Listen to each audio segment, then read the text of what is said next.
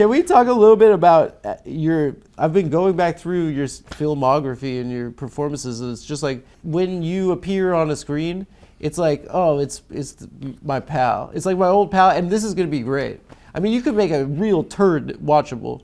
Pearl Harbor, you make your parts watchable, and that's one of the shittiest movies of all time. I mean, I'm serious.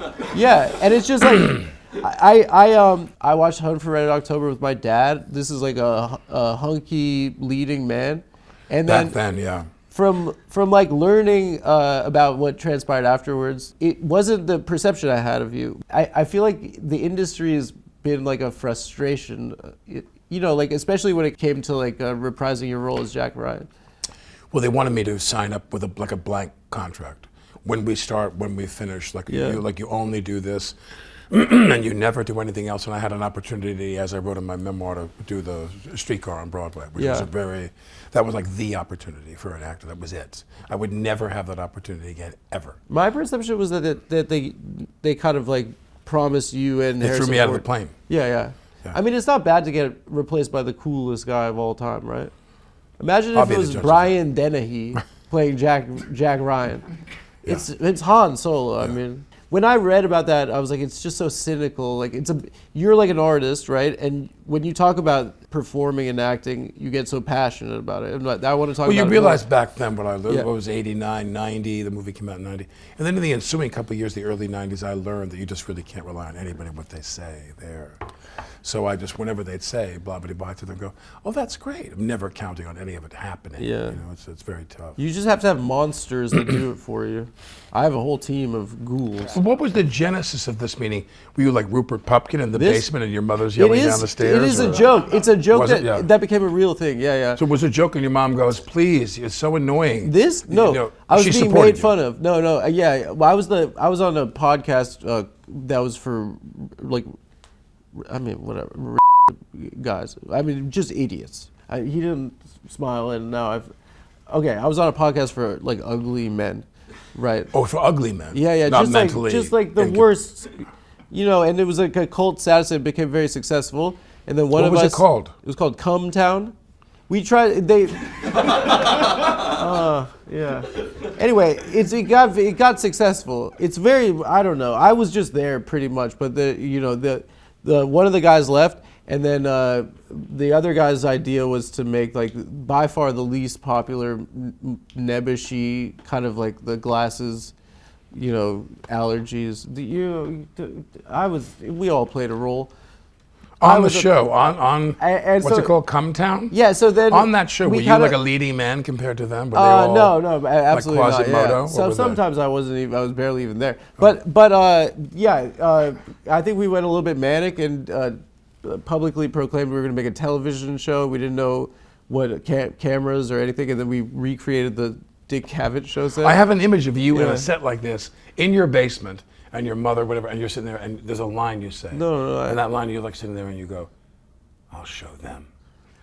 Well, no, I mean, I'm not like I'm not a scary guy like that. No, but it doesn't be scary. I think it was just like, then the real guests were coming, and then I decided for the first time in my life at 35 to try, and then I've kind of seen myself progress, and it's given me a sense of self-worth, and it feels like I'm not like fast forwarding to being dead, and so it's just like, I want to work. Why are you looking? Dude, are you gonna punch me? No. I'm gonna fuck you up. I'm gonna fuck you up, Dude. I watched the monologue from Glengarry, Glen Ross. I have like so many friends that went to the revival that were like, that was fucking bullshit. They didn't put that coffee down. Nope. It was like, because that was only for the film. Right. Did Mamet write that for you? Yes. Not for me, he wrote it for the film. And so like, do you conceive of that as like a moment for you? I really don't care in terms of like, I never really watch my own stuff and value it in any way. It's the best acting ever. I mean, well, no, but I'm saying that I called Matt, but I go, you won the Pulitzer Prize for the play. Why did you feel it necessary to add something to it? You won the Pulitzer. He said, I never believed these guys were criminals. I never believed they could commit a crime. They didn't have a criminal nature, so I needed another ratchet. I needed another turn of the screw to make them commit a crime. And you're going to come in, you're going to tell him, if you don't get this done tonight, it's over. Yeah. So he brought me in to do that. And it was really tough because I admired all of them and I had to piss in their face all day for 3 days. Did it feel real? Like, because I thought Ed Harris was going to punch me in the face. Really, because that's what I imagine. In that room, you're with a murderer's row, right? Yeah. Do you like? Is there a competitive aspect of it? Is it like you don't want to get acted off the screen? Like, did you bring it really because like fucking Pacino and Jack Lemmon were like there? Jack, I admire. Yeah. Well, you just really I mean, everything you do, you've got to have some motivation. So it's like I'm there with Foley. I've said this a million times. I'm there with Foley, who's the director, and I said, "Oh, this is tough, man. I mean, I'm just so mean to them." And Foley said to me, who just died recently, he said, "It's like that scene in Patton where he slaps the soldier in the tent. Where he has you shock, call yourself a soldier. You have shell shock." And he goes, "This scene is you call yourself a salesman." He said, "These guys, you're doing it for their own good. You're doing it to help them. You're helping them." I remember sitting there, I was like Popeye after he ate the spinach, you know what I mean? I remember sitting there going, "Oh, let's fucking go." And I'm like, I got out of the chair and I was ready to kill. Did they give you your flowers? Was Pacino like, "Ooh, you were great"?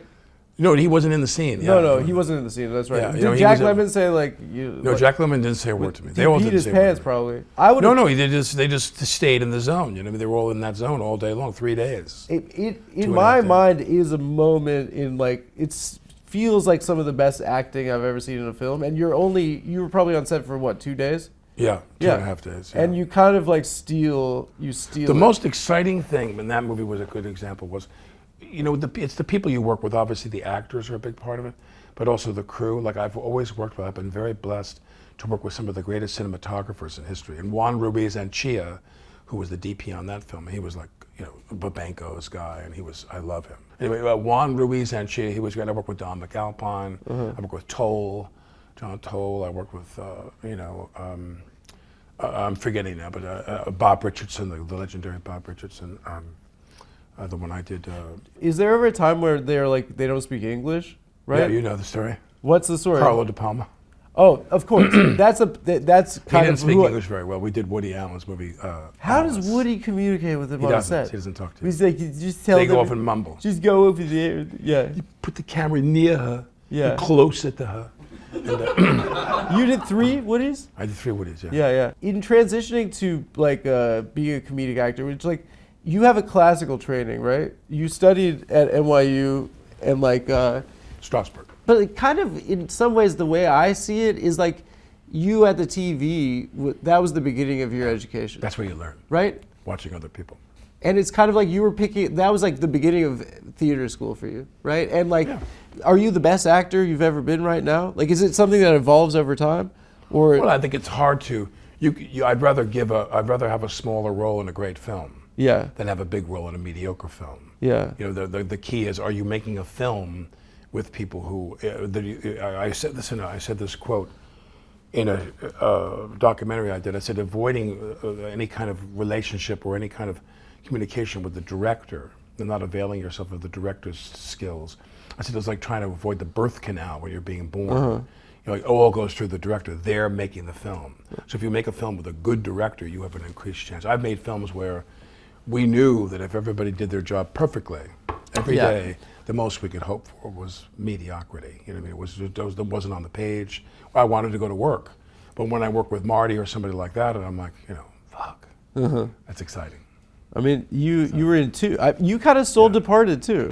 You've seen Stole. No. But I love doing The Aviator because I love that period. I love Leo in that role. Oh yeah, as Juan. Exactly. And his daughter is my neighbor on Long Island. She was Betsy DeVecchi. Pan Am? I sat with her. Betsy DeVecchi said to me, "I'll never forget." She's got fat stacks, no? Or she's probably big house, no? Yeah. She's passed away. But, I'm sorry. She had a nice house. I'm sorry. May her memory be a blessing. There was some historic home. But anyway, so Trip, I'm there with her, and she goes, "Do you think that Mr. Scorsese would like to have my dad's luggage in the film?" And I go, "I don't know. I can call him and ask him." And he had Halliburton luggage, that stainless steel luggage, beautiful luggage, all stamped with the logo of Pan Am on there. And I remember thinking, my God, it's like, sell me this fucking luggage right now. Right. For $1 million, I'll give you $1 million. Did you tell Marty? I told Marty, and Marty was like, no. That sucks because you were trying to impress him. You were like, Marty, I found the real luggage of the guy. You realize your research isn't to change the script. I've had that happen. That's not changing the script. You're like going above and beyond. You're being a good student. You're like you're giving him an apple. You're trying to I mean, it's Martin Scorsese. I mean, are there directors that you've wanted to fucking just pummel? Like there have to be, some of them have to be like manipulative fucking sociopathic I've been pricks. in situations where early on, Yeah. I don't even think they roll the camera. Like you're in meetings before and the guy's obviously doesn't have anything to say. Like you just think differently. I don't want to judge people and say mean things about them. But there's like one or two cases where I sat there and I said to the producers, we get alone in a room and I go, get somebody else. I don't want to do that, I want to go home.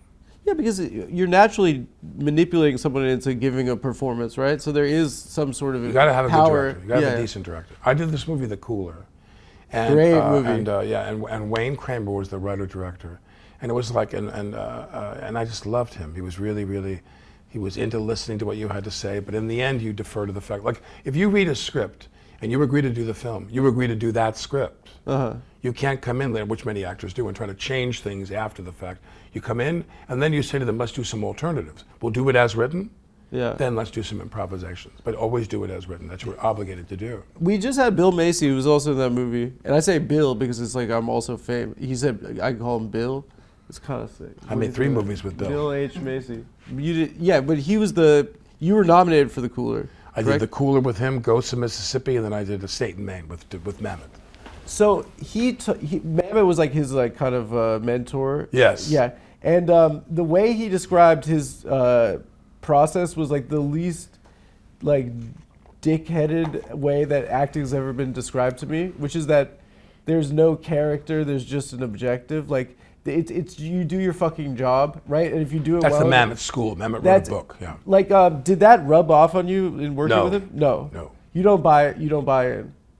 I've worked with directors, not many, but a couple, where they say to me, "Could you do this, and do this?" And I didn't quite understand, but I'd always go, because of time. You're part of a collaboration where time is urgent. Yeah. So I say to the guy, "Sure." I go, "I'll do that right now. Let's do another one. I'll do that." And I go right back and do exactly what I did before. Right. I go, "How was that?" So what's your process? Well, if the director is somebody who is, this is the torture of, not torture, but the torment of how we work now, is that if there's people who are great directors, or you think they're onto something, like Wayne, when I worked with him, he wasn't famous. But when they're onto something, you do what they want to do. Let them lead you.